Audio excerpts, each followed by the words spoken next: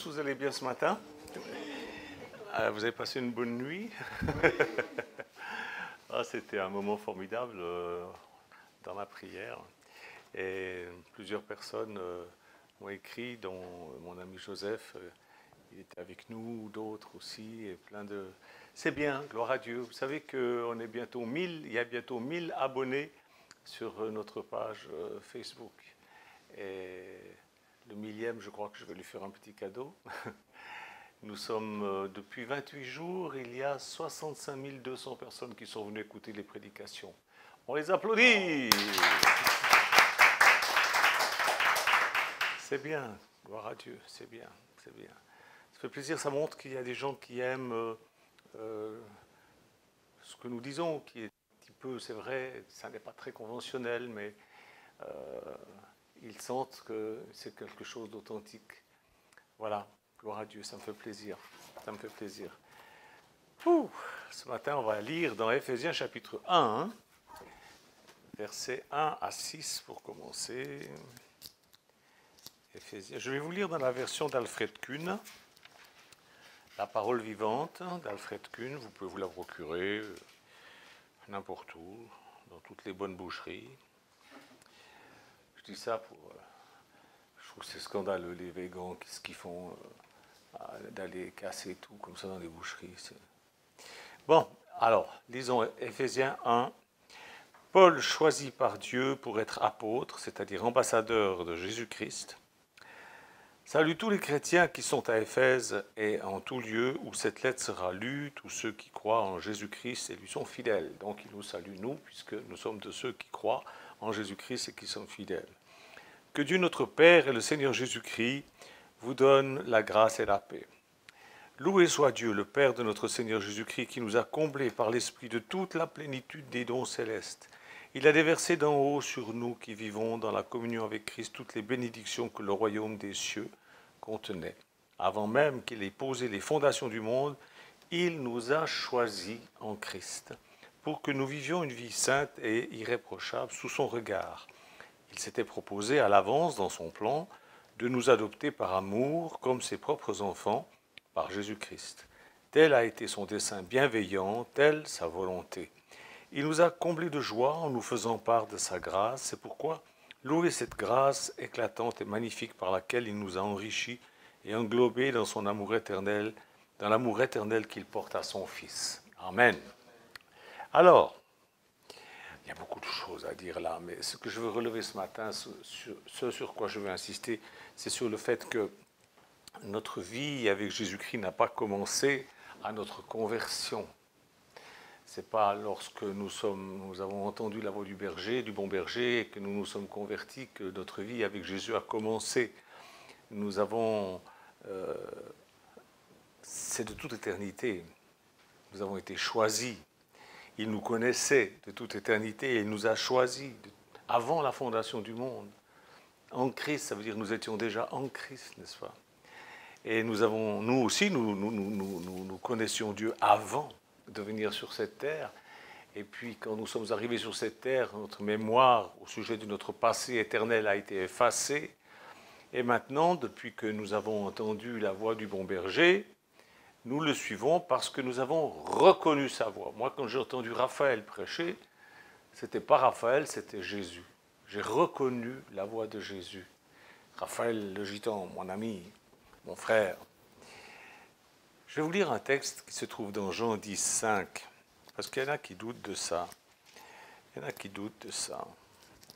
Jean 10, 5. Écoutez ce qu'il est dit là. Celui qui entre par la porte est le berger des brebis. Le gardien de l'enclos lui ouvre. Les brebis reconnaissent sa voix et l'écoutent. Un à un, il les appelle par leur nom. Il appelle par leur nom celles qui lui appartiennent pour les faire sortir et les mener au pâturage. Vous voyez, jamais elles ne suivront un étranger. Au contraire, elles fuiront loin de lui car elles ne connaissent pas la voix des étrangers. Nous avons reconnu la voix de Jésus. Ça veut dire que nous la connaissions déjà avant. C'est pourquoi, quand nous avons entendu la parole de Dieu prononcée par un homme ou une femme remplis du Saint-Esprit, eh bien, on l'a reconnue. Amen. Ça, c'est la vérité. Mais que veut dire le suivre maintenant? Puisqu'il dit, mes brebis ne suivront pas un étranger. Alors on suit le Seigneur Jésus-Christ. Ça veut dire quoi, suivre le Seigneur? Bien sûr, nous sommes sauvés par la grâce de Dieu et c'est un cadeau immérité. Ça, il nous a offert le salut, c'est une grâce.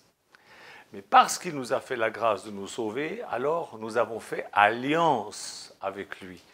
Et nous accordons nos pensées à ses pensées, nous accordons nos paroles à ses paroles, nos actes à ses actes. Ça nous appartient, c'est à nous de le faire. Nos actes ne sont plus ceux que nous commettions avant, et nos actes correspondent donc, si vous voulez, sont en accord avec la loi de Jésus-Christ, parce qu'il y a une loi de Jésus-Christ. Alors certains me disent, mais non, on est sous la grâce. D'accord, on est sous la grâce. Alors vous oubliez plein de choses que Jésus a ordonnées. Très exigeant, Jésus. Il est très exigeant. Mais bon, si vous ne lisez pas bien les évangiles, vous ne comprenez pas qu'il ordonne, il commande. Et nous devons suivre ses commandements. Non pas pour être sauvés, mais parce que nous sommes sauvés et par amour pour lui. Il dit, celui qui fait la volonté de mon Père, c'est celui-là qui est mon ami, c'est celui-là. Amen. Voilà. Notre foi en Jésus-Christ, manifestée donc dans nos actions quotidiennes, détermine le royaume que nous hériterons. On n'héritera pas tous le même royaume, mes frères et sœurs. Il faut vous faire une raison. Et toutes les ordonnances nécessaires à notre progression ont été révélées maintenant. Les choses sont révélées, nous n'aurons aucune excuse quand nous arriverons devant Dieu. Nous sommes entrés dans les eaux du baptême et nous avons fait alliance et nous avons dit que nous voulons mener une vie semblable à celle de Jésus-Christ. Et Jésus nous dira un jour, venez, vous tous qui êtes les bénis de mon Père, prenez possession du royaume qui vous a été préparé dès avant la fondation du monde. Il y a des royaumes qui sont préparés dès avant la fondation du monde, et nous prendrons possession de ce royaume, chacun pour soi. Nous prendrons possession. Matthieu 25, 34. Et on lit ce que Paul dit de ça aussi dans Romains 2. Je vous lis ça. Romains 2, 6, 10. Ce jour-là, il traitera chacun selon ce qu'il aura fait. Ça ne veut pas dire que... Vous voyez, on nous dit toujours, enfin c'est vrai que pour celui qui est en Jésus-Christ, il ne passera pas par le jugement. C'est vrai, Jean chapitre 3, c'est vrai. Et qu'il n'y a aucune condamnation pour ceux qui sont en Jésus-Christ. C'est vrai. Mais ce jour-là, il traitera chacun selon ce qu'il aura fait. Chaque homme recevra ce que valent ses actes. Quand même. Ceux qui, sans cela, ont cherché à bien faire, prouvant par là qu'ils tenaient à l'approbation divine et aspiraient à la vie éternelle, ceux-là auront en partage la gloire, l'honneur et une vie impérissable. Les autres, par contre, qui n'ont pensé qu'à eux-mêmes, à la satisfaction de leurs ambitions, à leurs convoitises, se souciant fort peu de la vérité, les récalcitrants qui refusent d'obéir aux règles divines et s'abandonnent docilement au mal, seront frappés par la colère divine. Hein, il y en a qui recevront des coups, c'est aussi écrit, n'est-ce pas? Donc voilà. Et Jésus dit clairement qu'à celui qui a beaucoup reçu, il lui sera beaucoup demandé. On va le lire, parce que je veux toujours que vous sachiez que c'est vrai ce que je vous dis. Je n'invente pas. Luc 12, 46, 48. Luc 12, 46, 48. Un jour, le maître reviendra à l'improviste et le surprendra. Ce sera le jour où le serviteur ne s'y attendra pas et à une heure tout à fait inopinée. Alors le maître le punira très sévèrement et le traitera comme on traite les esclaves infidèles. Le serviteur qui sait parfaitement ce que son maître veut de lui, mais qui n'aura même pas essayé d'agir selon cette volonté, devra s'attendre à être sévèrement puni. Ça veut dire pas perdu, mais puni. Par contre, celui qui n'aura pas su ce que son maître voulait et qui aura commis des actes méritant une punition, celui-là subira un châtiment moins rigoureux. Si quelqu'un a beaucoup reçu, on exigera beaucoup de lui, et plus on vous aura confié, plus on demandera de vous. Vous voyez, il y a des degrés. Il y a des degrés. Jésus juge justement. C'est-à-dire que lorsque nous sommes sauvés, il y a des degrés de gloire après dont nous allons hériter. Parce qu'on n'est pas tous pareils. Je suis désolé, on n'est pas tous pareils et Jésus juge avec justice. Il faut se mettre ça dans la tête et dans le cœur. Il ne faut pas simplement... Moi, j'ai entendu des chrétiens qui me disaient « Oh, moi, pourvu que j'ai un strapontin au fond du ciel, ça me suffira bien. » Mais mon Dieu, ils vont faire une drôle de tronche d'être assis sur un strapontin pendant l'éternité, hein, je vous le dis. D'abord, il n'y a pas de strapontin. Ça nous fait comprendre que notre salut ne nous sera pas enlevé, mais que nous n'hériterons pas tous du même royaume ou des mêmes responsabilités dans ces royaumes. Ceux qui ne sont pas sanctifiés par la loi de Christ doivent hériter des royaumes moindres. Par exemple, il y a un royaume qui sera un royaume terrestre, il y aura une nouvelle terre, des nouveaux cieux, une nouvelle terre. Mes frères et sœurs, celui qui n'est pas capable de se conformer à la loi d'un royaume céleste ne pourra pas supporter une vie céleste, une gloire céleste. Donc, il sera placé dans une gloire terrestre, sur la nouvelle terre. C'est déjà pas mal. Mais c'est pas ce qu'on veut, non? Enfin, je sais pas, ça dépend. Vous, peut-être que vous voulez vivre sur la nouvelle terre, c'est déjà pas mal. Mais il y a plus que cela. C'est pourquoi il est dit que la nouvelle Jérusalem ne sera pas fermée, ce sera ouvert, et que les rois de la terre y apporteront la gloire et l'honneur des nations. Vous trouvez ça dans Apocalypse 21, 22, 26. Ben, je ne l'ai pas noté. Vous irez le chercher vous-même. Apocalypse 21, 22, 26. Les rois de la terre y apporteront, n'est-ce pas, l'honneur, la gloire des nations. Il y aura des nations sur cette terre avec des rois. Alors vous voyez, il y aura des sauvés qui seront des rois sur la nouvelle terre, et puis des sauvés qui seront les peuples de ces rois sur la nouvelle terre. C'est-à-dire que ce sera une gloire encore moindre. Alors je vous l'ai déjà enseigné, il y a 3 niveaux de gloire. On trouve ça dans 1 Corinthiens 15, je ne sais plus exactement, 1 Corinthiens 15, 40, il est dit... Au verset 40. De même, nous distinguons des corps célestes, soleil, lune, étoile, et des corps terrestres, animaux, hommes, animaux, plantes. Chacun a son aspect et sa beauté propre. L'éclat du soleil est différent de celui de la lune et le rayonnement des étoiles est encore différent. Chaque étoile même brille d'un éclat particulier. Il en va de même pour la résurrection des morts. Vous voyez ? Pas rigoler avec ça, il faut se préparer, il faut progresser. Alors, nous, mes frères et sœurs, je vous pose la question, n'est-il pas temps de nous occuper véritablement de notre progression? Qu'est-ce qu'on attend? Nous pouvons devenir comme Jésus, c'est-à-dire son épouse. Et nous pouvons devenir amis de l'époux. Ah, vous allez me dire, qu'est-ce que c'est que ça? Jean chapitre 3, verset 29. Il y a les amis de l'époux.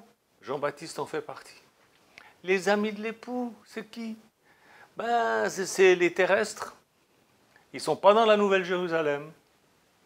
Dieu a un plan et ce plan exigeait que nous soyons séparés de lui. Nous étions avec lui dans la gloire.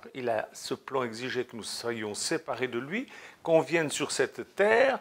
Et cette séparation était nécessaire afin que nous puissions prouver que nous étions de bonne volonté pour lui obéir, même si nous ne le voyions plus, même si sa présence n'était pas visible. Vous savez, on dit toujours, hein, quand les chats sont pas... Non, les chats sont pas là, les souris dansent. Eh bien, comme on ne voit pas Dieu, on a tendance à penser que voilà, puis on fait... Il y a beaucoup de chrétiens qui font ce qu'ils veulent et non pas ce que Dieu veut. Paul nous dit qu'il y a 3 royaumes de gloire. Nous venons de le lire. Mais il dit aussi qu'il les a visités. Vous pouvez lire ça dans 2 Corinthiens 12, 2. Paul a donné le nom de 2 de ces royaumes, de 2 de ces endroits du ciel. Enfin, du ciel, de ces royaumes.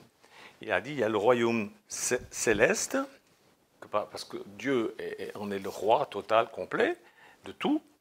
Et puis il y a le royaume terrestre où il y aura des subalternes de Dieu, c'est-à-dire des rois, des nations, sur la nouvelle terre. Et puis il y a le peuple de ces rois. Et là, il n'a pas donné le nom, parce que c'est subalterne, c'est petit, c'est moindre. Trouvez ça dans 1 Corinthiens 15, comme je vous ai dit, 40, 42. Parce que ce royaume est moindre. Il n'a même pas donné le nom, il a dit le royaume céleste, le royaume terrestre. Mais il y a bien un troisième, c'est le royaume de ceux qui brillent comme les étoiles. Et toutes les étoiles brillent d'une façon différente. Mais c'est quand même le soleil et la lune qui président, vous voyez?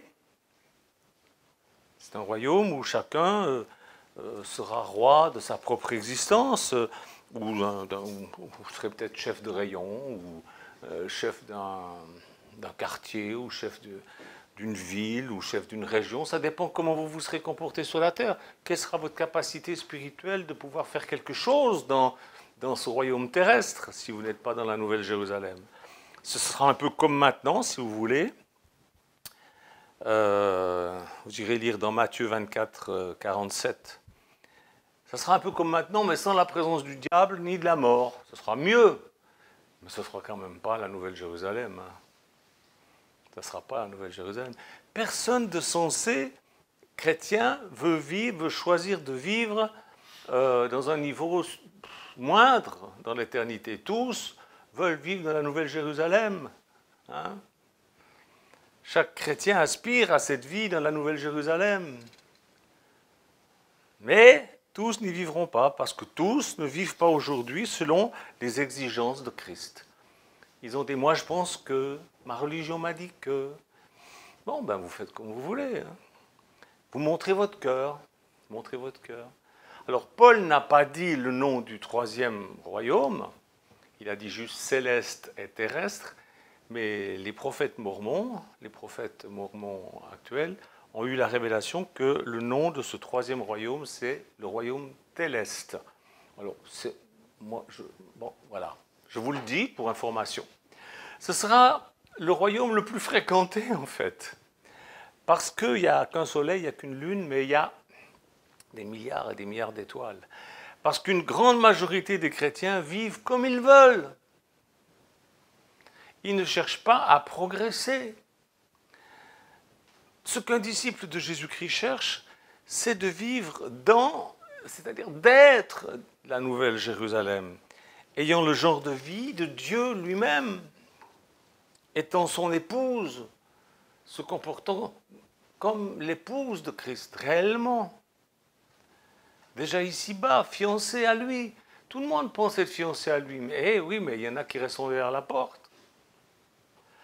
Dieu vit dans une grande gloire, il est parfait, il possède toute la connaissance, il a toute la sagesse, il est le créateur et nous pouvons être semblables à lui. Alors, les chrétiens évangéliques crient « Ouais, au secours, non, on ne sera jamais semblable à Dieu. » Bon, ben, lisons la Bible.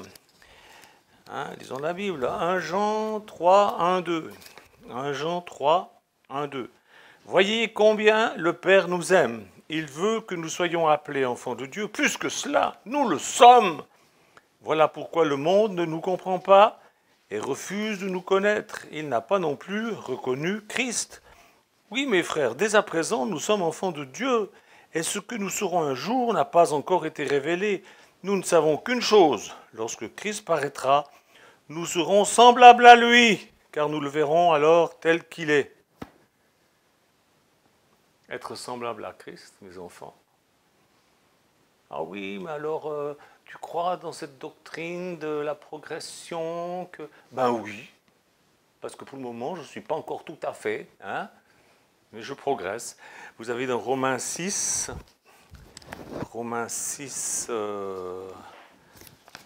5, si je trouve, hein, avec tous mes petits bouts de papier. Romains 6, 5. Voilà ce qui est dit. Car nous sommes devenus un seul et même être avec lui. Nous lui avons été incorporés comme le greffon à son porte-greffe. Si donc nous avons été implantés en sa mort pour mourir avec lui, nous le serons aussi en sa résurrection pour revivre comme lui. Voilà ce qui est écrit. vivront comme lui, comme Christ, ayant ce qu'il a. Mais maintenant, comme je vous l'ai montré, il s'adresse à des gens qui sont en devenir. Ce n'est pas pour tout le monde, il le dit par ailleurs. Il y a des niveaux de gloire. Ce n'est pas pour tout le monde. Vous pouvez vous l'approprier en vous illusionnant. Ou vous pouvez vous l'approprier et travailler à votre salut avec crainte et tremblement, pas pour parfaire votre salut, mais pour progresser vous-même afin de pouvoir atteindre le niveau qu'il faut. Est-ce que vous croyez ça? Moi, je crois ça. Hein?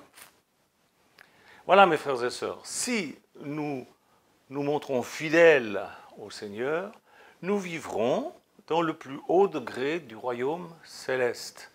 Vivre éternellement en présence de notre Dieu, étant son épouse.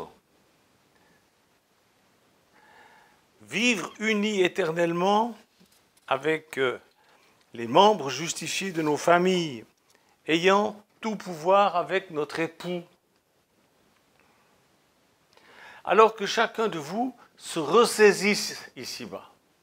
Ne vous laissez pas aller mollement. Ressaisissez-vous. Faites tout pour remplir les conditions.